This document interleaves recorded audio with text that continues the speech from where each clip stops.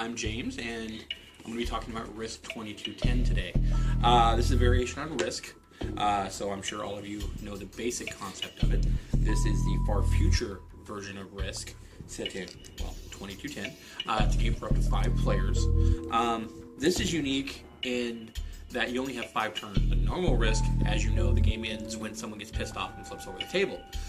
This only has 5 turns, so there's a limited playtime, which I think is much better. There's an end in sight, which usually prevents table flips. It's a good game. Basic, simple Risk rules with a lot of tweaks that make it really fun and enjoyable. It's James again. We're talking about Smash Up. This is a great game. It's a card game for up to 4 players. It comes with 8 decks, different types of things like robots, aliens, gnomes, wizards, ninjas, dinosaurs, and zombies. I believe I may have missed 1 or 2. But you take 2 decks, smash them up together, and play them. This is a great deck for great game for like Magic the Gathering players and other collectible card game players because it's quick, fun, very easy to learn. The object of the game is you have bases that you want to add minions to reach a certain point value, and then the base breaks and you get points. First one to 15 wins. It's a quick, fast game, very easy to learn, and I think it's...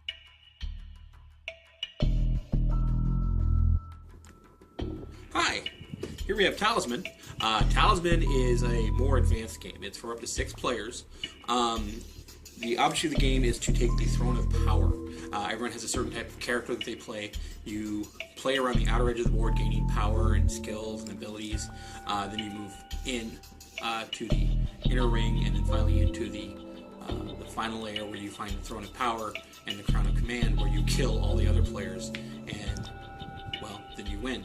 It's called Talisman because the object of the game is to get the Talisman that lets you enter the final layer and take the Crown of Command. It's a good game, very easy to learn, and it's really fun. If you got 4 or 5 friends or 6 friends that want to sit down and have some fun, this is a good game to choose. Mechanics are simple, and it's really fun. It can take a little while to play, about 2 hours sometimes. And now we have Small World by Games of Wonder, or Days of Wonder actually. This is a good game for up to about 5 players, I believe. It's another war game, kind of like Risk. You play different races that are trying to take over the world. Basically, it's a small world, and everybody needs their own room. It's another game with a certain amount of turns. Based on the number of players you're playing, it can go up to, I believe, 9 turns. All the races have unique abilities of their own, and then each time, each race has a different power, because there's a power and race set that each one can get, so it changes every time, so gameplay is different. Really fun game. Little advanced to learn, but it's a great game. A little longer to play, about 90 minutes to 2 hours.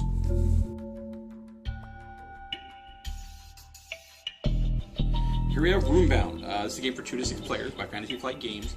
This is a very fun game, but it's a very advanced game. Very in-depth rules, and this can take quite a while to play. We're talking 2 to 3, maybe even 4 hours. But it's very cool because there's different scenarios and win scenarios that you have that makes it more in-depth. It could be more like a role-playing game. There's different characters you can get, different character packs. So there's a lot of replayability and a lot of depth to it. But once again, it is a bit of a time sink, so be prepared to put an evening into it. But it's a great game.